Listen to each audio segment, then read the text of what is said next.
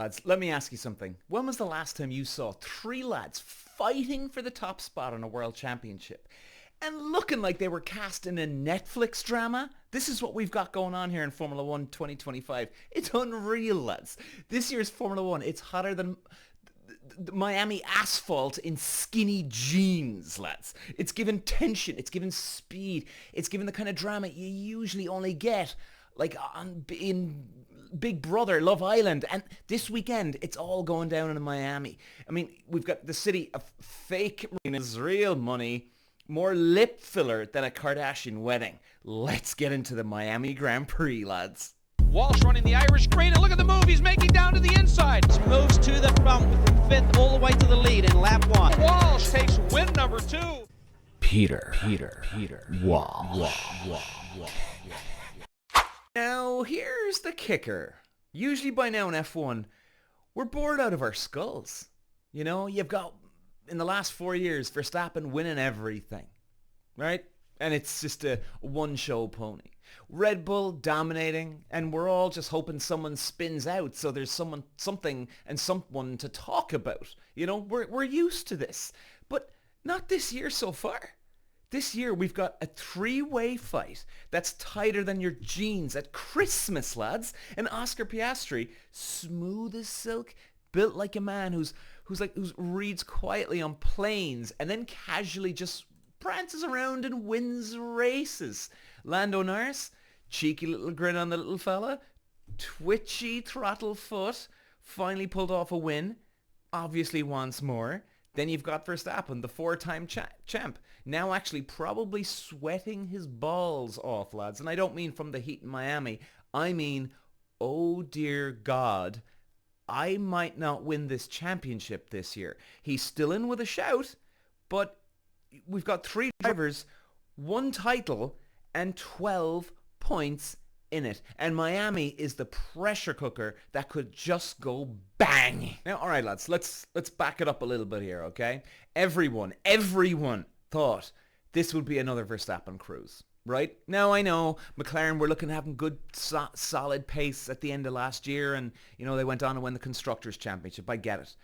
But, you know, really, it was almost like our go-to default was, oh, well, yeah, Verstappen's going to do it again.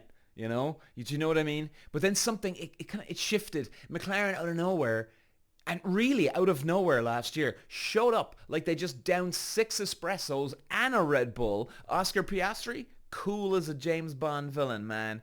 No mistakes, 3 wins. This guy's solid. Lando finally cracked it and now struts into the race weekends like he owns the joint, even though he definitely's got a bit of a concern over Oscar. Now Verstappen, he's still Max, still fast. He's hanging on for a dear life here, still dangerous, but now he's chasing. And the hunter doesn't like being the hunted. Trust me on that one. And sprint race this weekend too, by the way. Oh, lads. So even if you mess up qualifying, you've got a good shot anyway to bring home 8 points if something happens. I mean, guys, a lot of people don't realize how important these sprint races can be. It's an extra 8 points up for grabs. And even if you've got that one bad Grand Prix, let's say this weekend, but you did well in the sprint and you got 8 points, that 8 points can make the difference of winning the championship this year.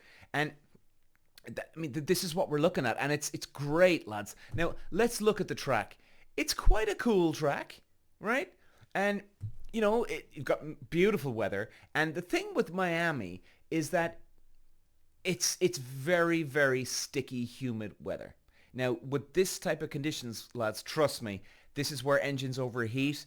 And even if they don't overheat, they're under a lot of stress, a lot of pressure. So believe me, it's very, very important to keep the guys cool. And not only just that, you not only just have a Grand Prix, you've got extra laps, the Sprint Grand Prix, right? So they're doing more mileage than they normally would at a normal Grand Prix.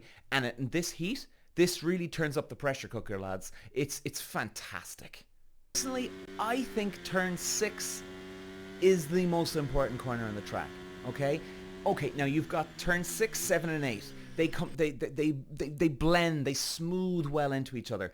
But really, 6 is the start of 7 and 8, and then you catapult down that long straight. Because, lads, it's very important to keep the momentum up in 6. If you get that right, if you get an extra even a half a mile an hour more than your competitor, you'll carry that into 7, into 8, and just make sure you get out of 8 smooth, and you skyrocket down that long straight. Now, they turn 9 and 10 are technically corners, but they're not corners, all right? It's just one smooth, nice little kink on the right, kink on the left. But so if you carry enough speed down that straight, at the end of that straight, if you can carry that 1 mile an hour, that's the difference between getting on pole and it could be even 3rd, 4th, maybe, depending on the lap times, of course. But this is what we're talking about. You're building up the momentum. Even if you gain an extra half a mile into turn 6, and if you use that momentum with that extra half a mile an hour, you'll carry it all the way down that straight, which could lead then into an extra 1 mile an hour. And believe me, lads, 1 mile an hour can be a lifetime between pole and 4th, 5th. We don't even know yet, but it can mean a lifetime. Miami it's not really another race as such. It's speed, heat, drama, and more fake tan than a Marbella Hayden do, lads. Let me paint the picture. The track's tight. The braking zones are quite brutal.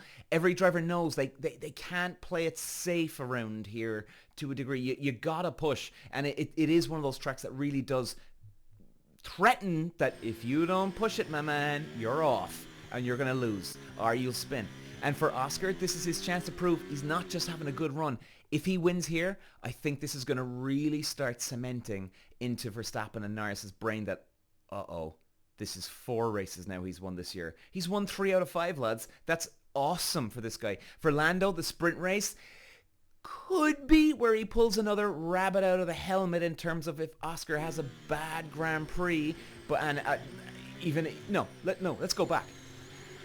If Oscar has a bad sprint race and he doesn't finish, and Lando picks up the 8 points, and then they have a 1 and 2, again, it just puts pressure back on Oscar Piastri if it works in Lando's favor. So, the sprint is so important, lads. And Verstappen, he's at a crossroads. It's not just about points, it's about pride here too. He used to be the untouchable. Now, there's a real chance he's finishing this weekend 3rd in the standings. And for someone who's used to walking on water, that's going to sting more than a sunburnt nipple. Where the rubber hits the road, lads. Literally here, okay? Like, Miami isn't just a race. It's kind of a statement. Who's going to rise? Who's going to bottle it? Piastri is the quiet killer. Doesn't say much. Just takes trophies home with him. That's it. He wins here. We're not just watching a rising star. We're watching the potential future of a Formula 1 king in real time. Lando, he wins here. He's not just the funny lad with curls. He's a world title contender. Now, he's still in the game, believe me. Now, with Max, if he doesn't win, if he gets beaten by both of them again, Red Bull's dynasty, it really starts to wobble at this stage. And once a king starts looking human, everyone starts aiming higher, lads. And this is chess at 300 kilometers an hour. This is Formula 1 with claws out. And it's going to be filthy. It's going to be fast. And very, very fun for us. So guys, let's finish this off. Here's what I think we need to know going in this weekend. Whether you're a diehard fan or in it just for the drama, Miami's not just a race. It's a turning point. I really do think this could be a real key in unlocking the rest of the championship this year, especially if Oscar Piastri wins. We've got 3 mega talents, all eyeing the same crown. The sprint is like foreplay, spicy, risky, and sometimes more fun than the main event. And every single point matters now, lads. Who's got the heart? Who's got the bottle? Who's going to leave Miami with more than just a sunburn and an Instagram reel? This is the question. Stick with me while she's got you.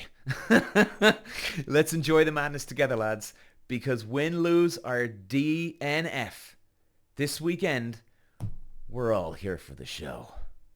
Walsh running the Irish green, and look at the move he's making down to the inside. Moves to the front from 5th all the way to the lead in lap 1. Walsh takes win number 2. Peter Walsh.